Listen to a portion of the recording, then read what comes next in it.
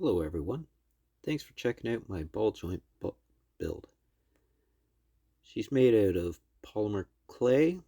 I prefer using the Sculpey Primo. Colors, I got this metallic look by mixing just a regular purple with silver. Came out really cool. I wanted it to look like armor, and I'm not big on doing any painting, so I do a lot of sculpting within the colors.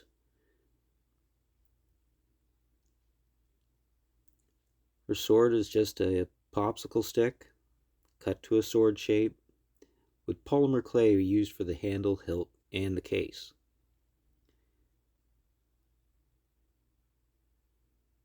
Yeah, it's a big one. Sometimes I can get the heads to fit inside the helmets. Sometimes the helmets are just a little too small, or I want them to look a little more form-fitted. So, in this doll, she has two different heads. One with a helmet, and one with a face. Switch out this, it's easy. I always have the top of my heads put on by a peg. The peg lets me interchange them real quick, and if I want to put armors and capes on it, makes it really easy. I like working in this scale because if I get building too big, then it takes me too long. I can make one of these dolls in about 2 to 3 weeks. Here, I'll show you how the armor comes off. It's a one piece across the chest with the pauldrons glued onto fabric tape. The tape is what lets it have the flexibility. Doesn't take much. But the movement looks really natural without having to actually have them stuck on. I've gotten into building belts and stuff for my figures also. I'm all about the accessories.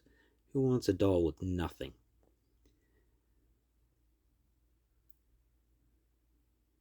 Put her head back on here. It just looks a little cuter that way. I like the ears I put on the head. Which should have made that come off and on too. My buckles are always a pair of magnets. As you can see, they snap right back together, which makes putting them off and on pretty easily. Can't have a Kempo girl without her wooden sword, so the one she's wearing is her wood-bladed one. I could have painted it. I just didn't want to. It looked nice and smooth, and she needed a wooden sword. Wouldn't be the same without it.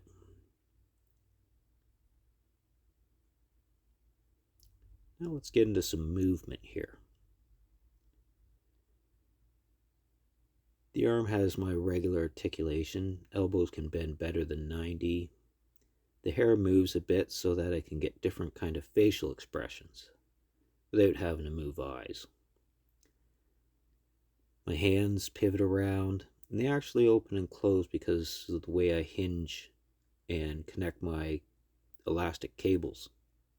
The fingers are actually my hooks.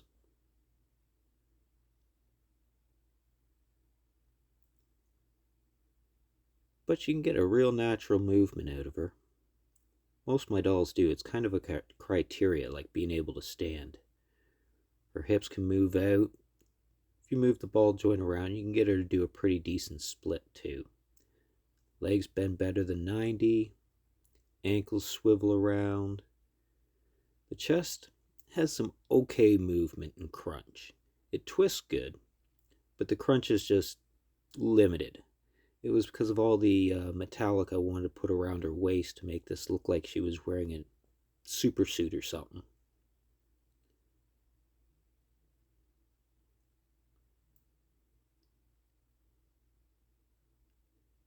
One of the things I like though is if I don't like a hair, I can always remake one. The little hole there in the neck is one of the few places I have yet to learn how to hide real good. Without it, I don't get much head movement. This is one of the first tails I've put on a character. It's actually 24 beads. There's no wire in it, it's an elastic. Gives it just the right amount of tension. It even helps her stand. It can even hold things. I've had the sword case held by it before. So here, I'll show you how easy the armors and accessories go back on. I love using the magnets. See? Snap. Everything's all buckled up. Doesn't get much quicker than that. And because the top chest piece, it just pops off and on, it's easy to put on too.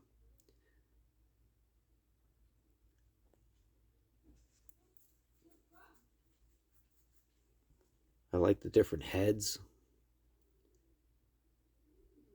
And I like the purple hair. It goes with the outfit.